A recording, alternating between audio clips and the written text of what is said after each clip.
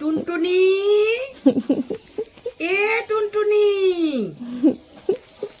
এ বাবু ওঠ, এ মানি, মানি, উঠছি এসো না, উঠছি 7টা বেজে গেছে, ওঠ শোনা, উঠছি উঠছি ওঠ বাবা ওঠ, উঠে চা খেয়ে নে, শোনা, ওঠো শোনা, ওঠো বাবা, ওঠো, উঠে পড়ো, উঠে চা খেয়ে না শোনা, আয় বাবা, আয় বাবা, আয়।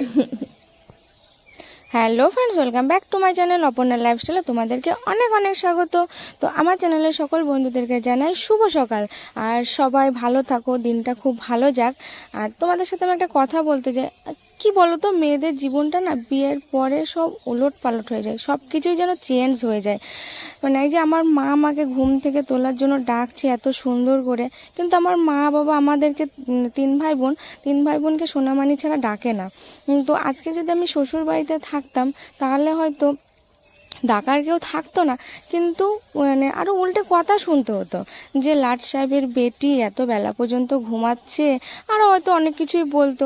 এই যে আমার মা আমাকে সামনে চা করে এনে দিয়েছে, আমি খেতে বসে গেলাম, কিন্তু সেইখানে হয়তো চাটাও আসতো না, হয়তো চোখের জলটাই বার হতো।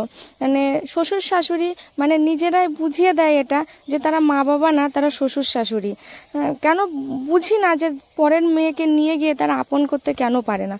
তাদেরও তো হয়তো মেয়ে ছিল বা আছে এরকম কোনো কিছু, যে তাদের মেয়েরাও যদি শ্বশুর বাড়ি গিয়ে কষ্ট পায়, যে তাদের শ্বশুর শাশুড়ি যদি কষ্ট দেয়, যে তাহলে তাদের কতটা কষ্ট হয় তারা বোঝে না।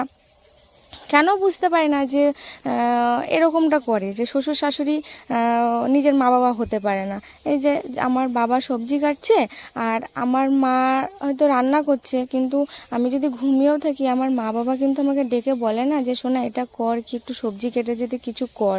তো এটাই হচ্ছে মা বাবা, নিজের মা বাবা হচ্ছে নিজের মা বাবাই। তো সেটাই বলতে চাই। আমার লাইফে অনেক কিছু ঘটেছে, তার জন্যই আর কি তোমাদের কাছে সেটা আর কি শেয়ার করলাম।